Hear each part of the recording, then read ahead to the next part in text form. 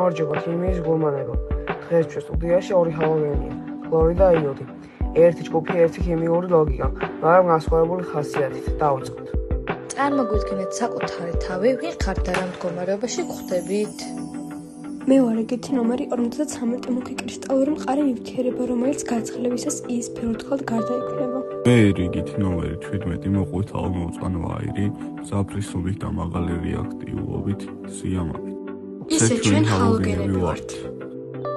ორივე ჰალოგენები ხართ? რაც ნიშნავს ეს ქიმიურად? ეს ნიშნავს, რომ გვაქვს 7 ვალენტური ელექტრონი და გვაკლია ერთი სტაბილურობამდე. და სწორედ ამიტომ გვაქვს ძლიერი მიდრეკილება ელექტრონის მიღებისკენ, ქმნით იონებს და მარტივად უერთდებით მეტალებს, განსაკუთრებით მარილების წარმოქმნისას. ერთ ჯგუფში ხართ, მაგრამ რომ შეგხვდეთ ერთმანეთს საერთოდ არ იქცევით. სად იწყება თქვენი განსხვავება? განსხვავება იწყება რეაქტიულობაში. მე უფრო სწრაფი და აგრესიული ვარ. თითქმის ყველაფერთან რეაგირებ. მე იგივე ქიმიურ პრინციპს ვემორჩილებ, მაგრამ ბევრად ნელა და შერჩევითად. ჩემი ქიმია უფრო სტაბილური და კონტროლირებადია. როგორ არსებობთ თავისუფალ მდგომარეობაში? თავისუფალ მდგომარეობაში ვარსებ ორატომიანი მოლეკულის სახით ქლორი 2. იგივეა ჩემთანაც იოდ 2 ეს ფორმა გვაძლევს შედარებით სტაბილურობას მიუხედავად იმისა, რომ რეაქციებში მაინც აქტიურები ვართ. თუ ერთსა და იმავე რეაქციაში ჩაგაყენებთ, რომელი თქვენგანი აიღებს კონტროლს და რატომ? მე ავიღებ კონტროლს. უფრო ძლიერი გამგავივარ და ელექტრონს უფრო სწრაფად ვიდაც. იოდს ბევრ რეაქციაში ვარაცვლებ კიდეც.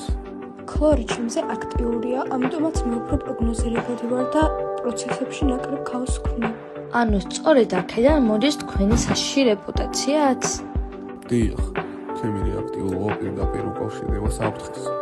თავისუფალი ქლორი ტოქსიკურია და სიფრთხილეს მოითხოვს.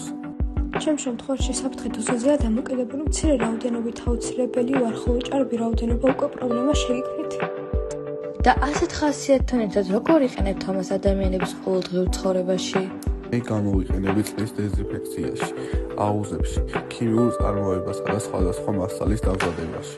ეს მნიშვნელოვანია, როლს ვასრულებ განსაკუთრებით ფარისების ჯირკვლის ჰორმონების წარმოქმნაში, ასევე მედიცინაში ანტისეპტიკის სახით. და ბოლოს, რჩევის სახით რას გვეტყოდით ჩვენ მომავალ თაობას?